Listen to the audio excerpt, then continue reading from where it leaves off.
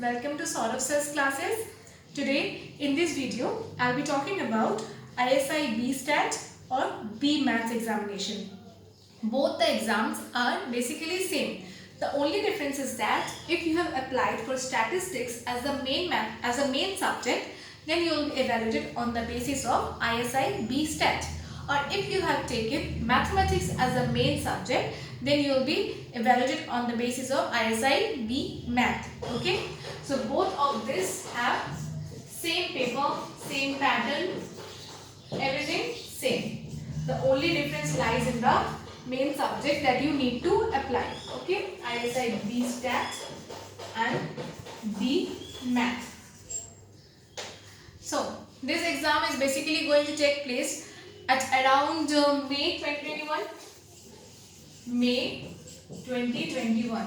That is, it should be around after the results of class 12. Only after the results of class 12 are published, then the exam takes place. Okay. Because the only eligibility criteria for this examination is that the candidate need to pass class 12. The candidate should pass high school, and only after that the candidate becomes eligible for applying in ISI B Stat or B Math. Okay. So now, as we all know that exam is coming around, like in just few months this exam is going to come, and many of us dream to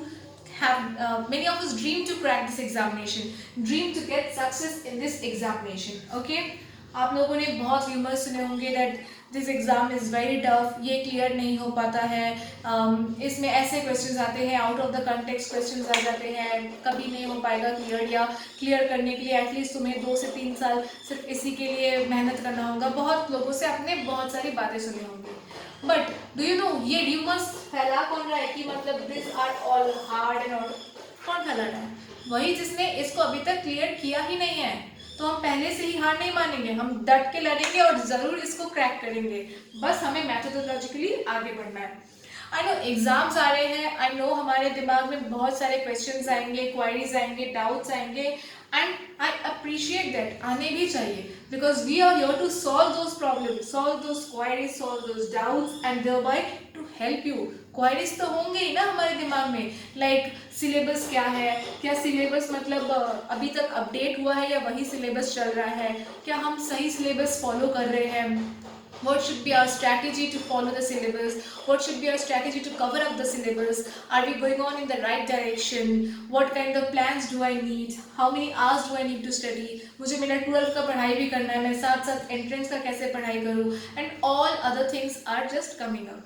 So here we are with a solution of this. So this video is specifically for those people who are preparing for ISI B Stat and B Math and have the sole aim to crack the examination and get success in it. What I believe is that in any examination, proper guidance is very important. मतलब अगर हमें सही guidance मिलेगा then हम सही रास्ते में जा सकेंगे. अगर हमारा गाइडेंस ही गलत रहेगा देन हम सही डायरेक्शन को समझ ही नहीं सकेंगे. We need a proper guidance for getting a proper direction. For example, this is you. Okay, ये हम हैं एंड हमें यहाँ जाना है. यहाँ हमें क्यों जाना है? ओके, दिस इज यू और हमें यहाँ जाना है. यहाँ क्यों जाना है? क्योंकि यहाँ पे है ISI. Okay, ISI B Stat या फिर B Math. ओके, तो हमें यहाँ से यहाँ जाना है. ओके, यहाँ से हमें यहाँ जाना है. अब क्या होगा? हमने किसी से रास्ता पूछा तो किसी ने हमें कहा कि एक काम करो, तुम यहाँ चले जाओ, लेकिन वो तो गलत रास्ता है, हमें तो वहाँ जाना ही नहीं है और हमें दूसरा रास्ता बता दिया गया. तब तो हम अपने रास्ते से गलत चले गए.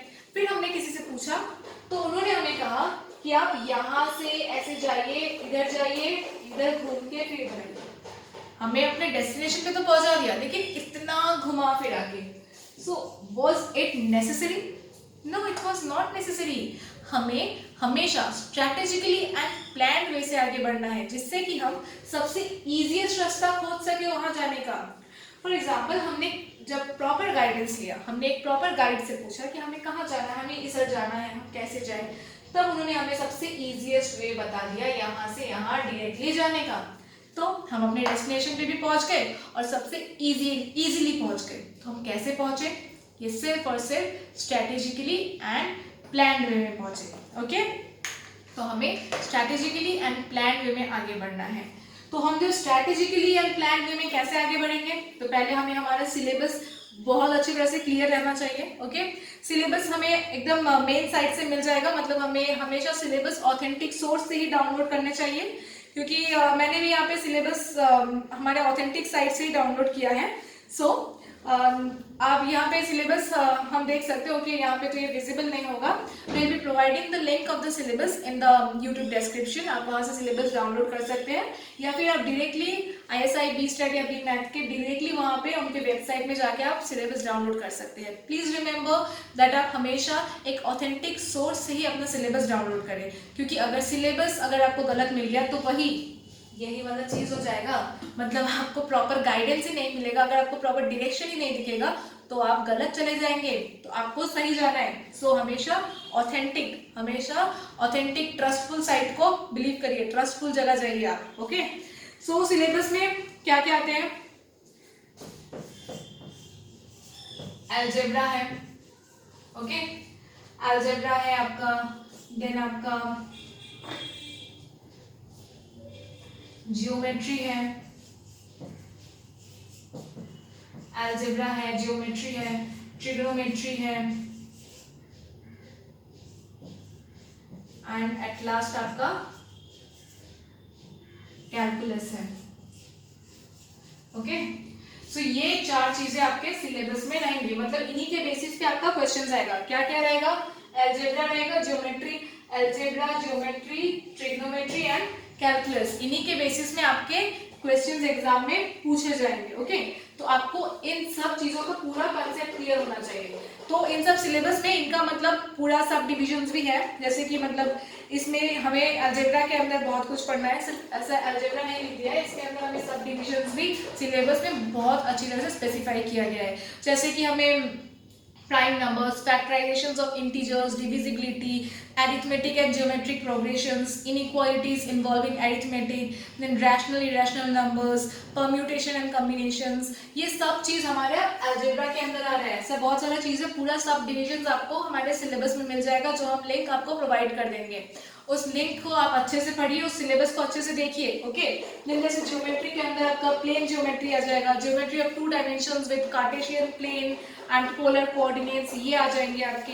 देन आपका concept of locus, area of triangle, then आपका equation of line, angle between lines, distance between lines from one point to another, एक डिस्टेंस खोजना, ये सब चीजें आपके ज्योमेट्री के अंदर आ जाएंगी। ओके, आपको पूरा डिस्क्रिप्शन तो लिंक में हमने दे दिया है, आप वहां से देखिए ज्योमेट्री। देन आ गया ट्रिग्नोमेट्री, यहाँ पे आपको measures of angle, then properties of triangles, heights and distance, trigonometric and inverse trigonometric functions, trigonometric identities including addition formula, और भी बहुत सारा चीज आपको इसके अंदर देखने को मिलेगा।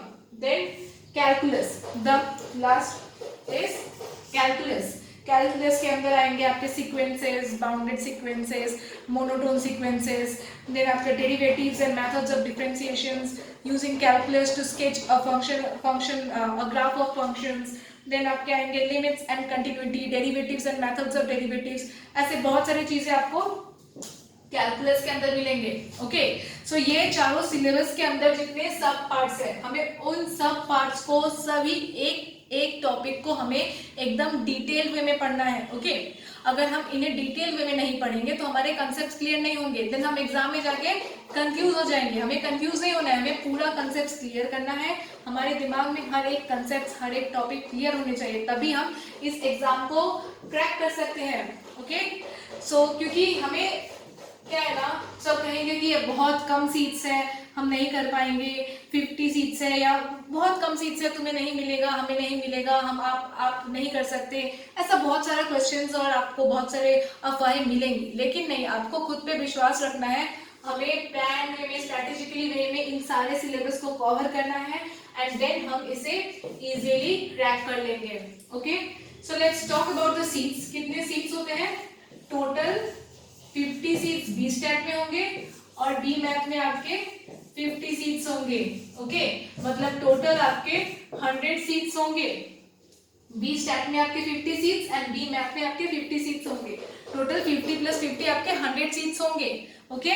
लेकिन आपको एग्जाम के टाइम कोई एक चीज चूज करना है, इधर बी स्टैट या बी मैथ, ओके। 50 सीट्स में आपको लड़ना है, 50 सीट्स में आपको लेना है। इन सभी सीट्स में देन आपके जनरल के लिए अलग डिवाइडेड रहेंगे, अलग सीट्स रहेंगे रिजर्व, जनरल के लिए अलग seats, then reserve category SC ST OBC, now there comes physically handicapped and EWS, उन सब के लिए अलग रिजर्व रहेंगे।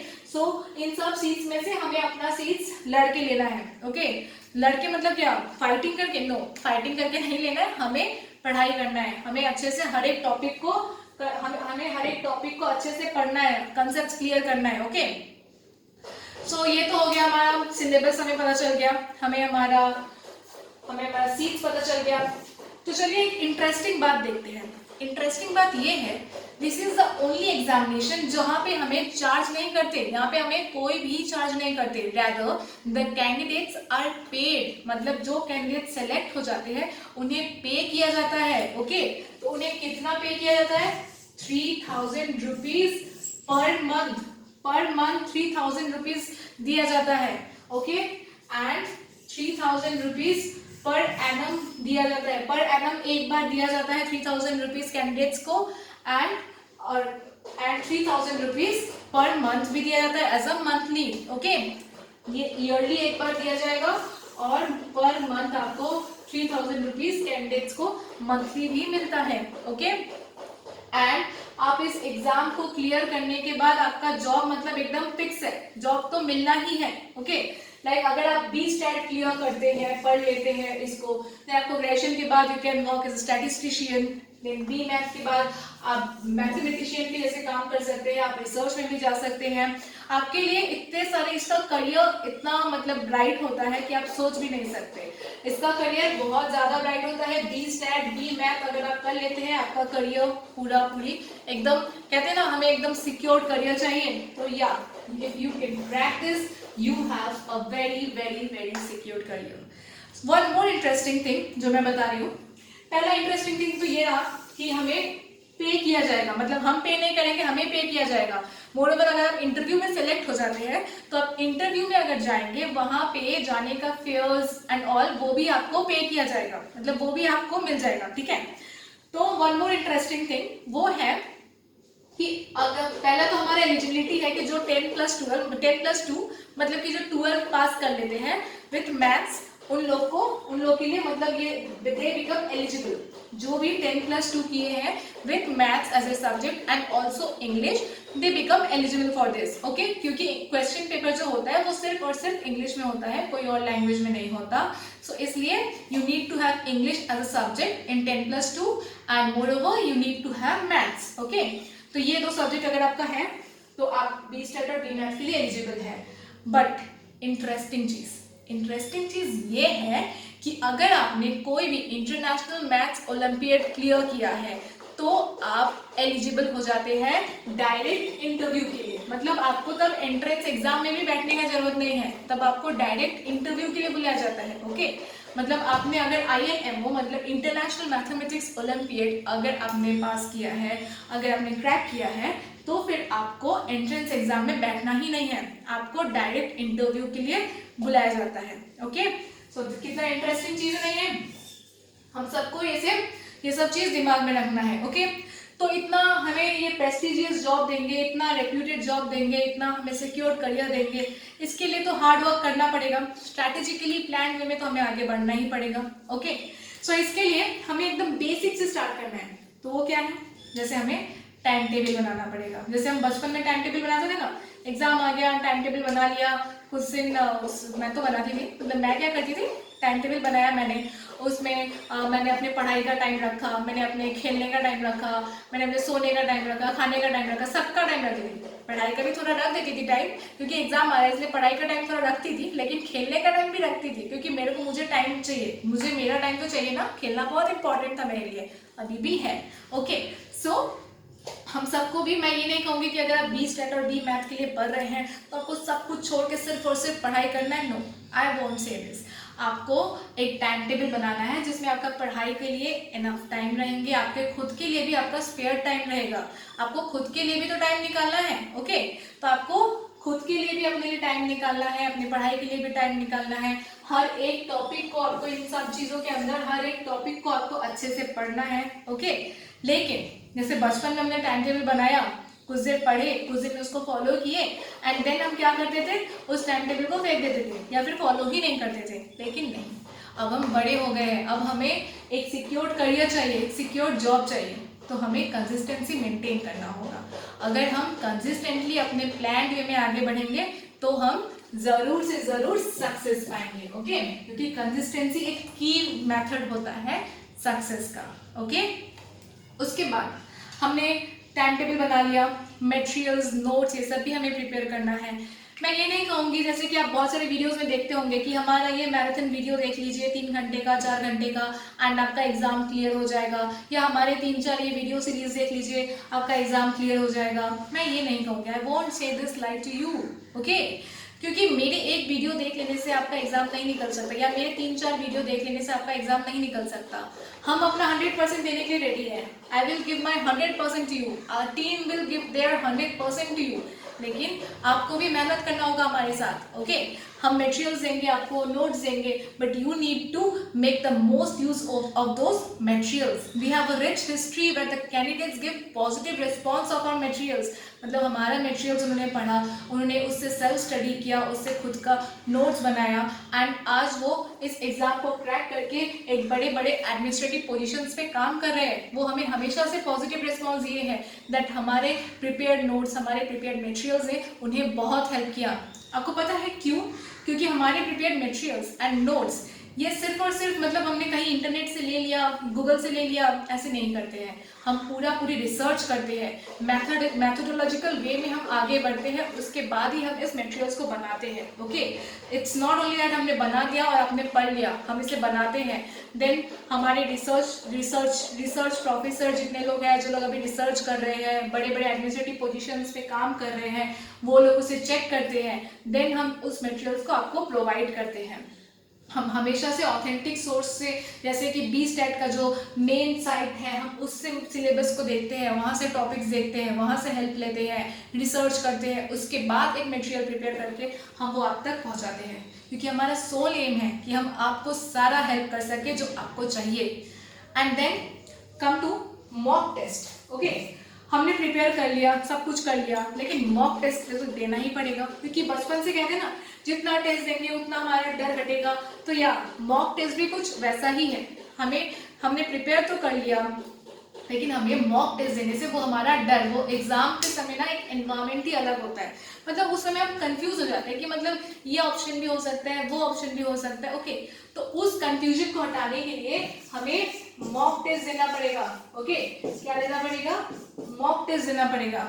आई वोंट से कि हमारे इंस्टीट्यूट या हमारे टीम का ही मॉक टेस्ट सबसे बेस्ट होगा, आई वोंट से दिस, लेकिन हम इतना कहेंगे कि हमारे टीम का मॉक टेस्ट पूरे रिसर्च वे में बनाया जाता है। इट्स नॉट जस्ट कि हमने प्रीवियस ईयर्स क्वेश्चन पेपर उठा लिए एंड देन या हम कहीं गूगल से क्वेश्चंस ले लिए और आप तक पहुंचा दिए। No, we don't do this. जैसे हम मटेरियल्स प्रिपेयर करते हैं, आपको कहा कि जैसे कि कितने लोग रिसर्च कर रहे हैं, अभी पढ़ाई कर रहे हैं, वो लोग रिसर्च लाइन में हैं, वो हमारे हेल्प करते हैं। जो लोग BSTET और BMath को क्लियर करके एक हायर एडमिनिस्ट्रेटिव पोस्ट में काम कर रहे हैं, वो हमें हेल्प करते हैं in preparing the questions, so that आपको हेल्प हो सके, स्टूडेंट्स को हेल्प हो सके, कैंडिडेट्स को हेल्प हो सके, क्योंकि आपका हेल्प करना ही हमारा सोल एम है। तो इस मॉक टेस्ट के बाद अनलाइक अदर इंस्टीट्यूशंस, हम ऐसा नहीं करते कि हमने क्वेश्चंस दे दिया, आपने मॉक टेस्ट दे दिया और हमारा काम खत्म। No, we don't do this. हम मॉक टेस्ट के साथ साथ डाउट क्लियरिंग सेशंस भी करते हैं, या doubt clearing sessions, this is very important. Doubt clearing मतलब आपने एग्जाम दिया, ठीक है, लेकिन एग्जाम्स में कुछ क्वेश्चंस में तो आपको डाउट भी होते होंगे। डाउट तो ऑब्वियस है, मतलब होना ही है, आप पढ़ रहे हैं तो डाउट तो आएगा ही, लेकिन उस डाउट को क्लियर करना ये तो सबसे इम्पॉर्टेंट चीज़ है। आप डाउट क्लियर नहीं करेंगे तो वो डाउट रह जाएगा, फिर एग्जाम में जाके वो आपको कंफ्यूज कर देगा, मतलब कि ये ऑप्शन होगा कि वो ऑप्शन होगा, तब आप कंफ्यूज हो जाएंगे। इसलिए हमने मॉक टेस्ट के साथ डाउट क्लियरिंग सेशंस रखा है, जिससे कि आपका हेल्प हो सके। आपका जितना भी डाउट होगा हम 1-to-1 क्लियर करते हैं, because there are many people who cannot just raise their doubts, raise their queries, they feel shy away in asking their doubts and queries before everybody. इसीलिए हम 1-to-1 सेशन रखते हैं कि आपका डाउट सुन सके, आपका क्वेरी सुन सके, और उसे हमारे एक्सपर्ट्स जो है उसे सॉल्व करते हैं और आपको आपके डेस्टिनेशन तक पहुंचाने में हेल्प करते हैं. ओके, डायरेक्ट वे दिखाते हैं. इसीलिए हम हमेशा से चाहते हैं कि हम आपको सारा हेल्प दे सके जिससे कि आप सक्सेस पाए, because your success is our success. आपके सक्सेस में ही हमारा सक्सेस छिपा हुआ है. हम इतना मेहनत कर रहे हैं जस्ट बिकॉज कि आपको सक्सेस मिले, क्योंकि आपके सक्सेस में ही हमारी खुशी है और यही हमारा सोल एम है. Thank you, take care, good bye.